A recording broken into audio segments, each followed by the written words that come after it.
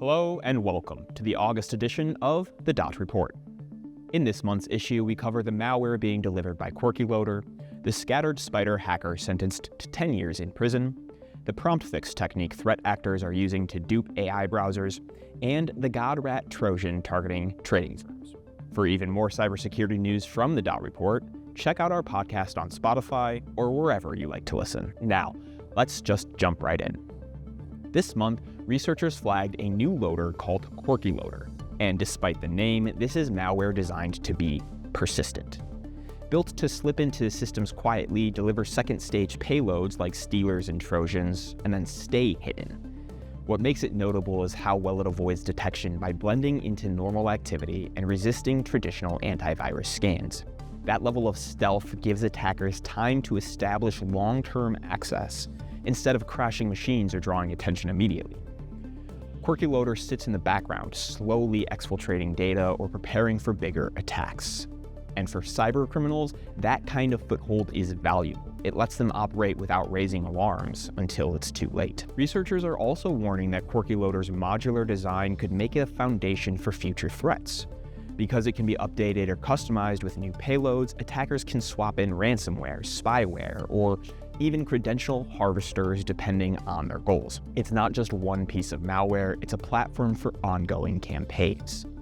So this is really a live demonstration of malware evolving to be quieter, harder to spot, and much more strategic. In a win on the side of cybersecurity justice, a member of Scattered Spider, one of the most disruptive hacking groups in recent years, has been sentenced to 10 years in prison. This group made its mark through social engineering, SIM swapping, and direct phishing campaigns that bypass technical defenses and target individual people instead. The sentencing is a win for law enforcement, but it only addresses part of the problem. Scattered Spider operates as a complex web of cyber criminal groups. Members come and go, freelancers join in, and the group adapts quickly when individuals are taken out of play. So while this conviction does send a message, the threats will persist. And what makes Scattered Spiders particularly dangerous is their ability to weaponize trust. They don't rely on zero-day or expensive exploits. They rely on human nature. So by impersonating employees, tricking telecom carriers, or manipulating IT staff, they find ways around even the most hardened security environments, which is how they've successfully breached major corporations on a regular basis. Zooming out for a second, the technical defenses can only go so far if social engineering remains one of the techniques threat actors rely on most heavily.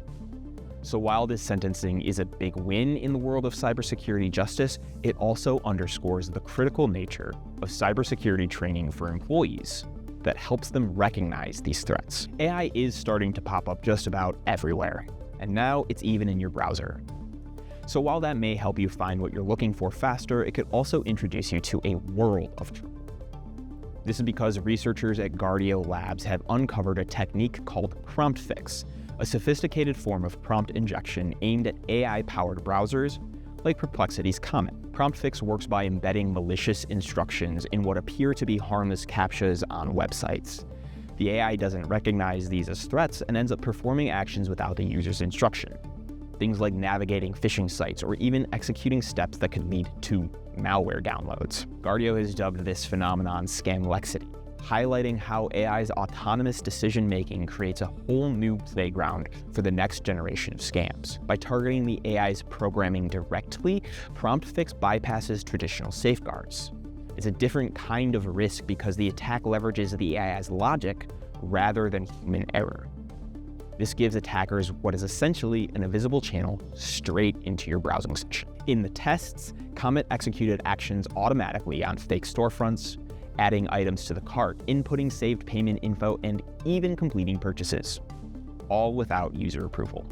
In other scenarios, the AI clicked on malicious links embedded in phishing emails, bypassing the human oversight that would typically avoid these malicious links. And as AI-driven browsing becomes more common, one vulnerability can put scores of users at risk simultaneously. Standard web protections like CAPTCHAs, same origin policies, or consent checks don't hold up when the human is no longer in the loop. In other words, if AI is navigating your web session, your security depends entirely on the platform itself. AI platforms aren't the only ones being targeted by new aged cyber threats, though. A new remote access trojan called GodRAT is being deployed against trading firms. Unlike broad malware campaigns, this is much more targeted. GodRAT gives attackers control of infected systems, lets them steal trading data, and put sensitive financial operations at direct risk. By narrowing in on firms where money moves quickly and in large volumes, attackers don't need to hit thousands of victims because a small number of successful infections can deliver significant financial reward. It's a precise, targeted approach that reflects how cybercriminals are evolving their tactics. What stands out the most about GodRAT is its tailored design. It isn't a generic remote access trojan being repurposed for financial crime. It was specifically built with trading platforms in mind.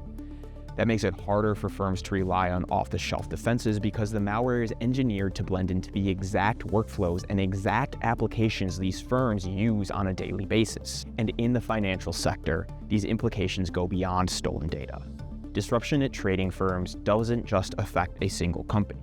It ripples outward, eroding trust in broader markets. So GodRAT highlights a trend we're seeing more and more often, where attackers are developing malware families built specifically for niche industries, where the stakes and the payouts are the highest. It's a powerful reminder that specialized threats demand equally specialized defenses. That's it for this month, so thanks for listening.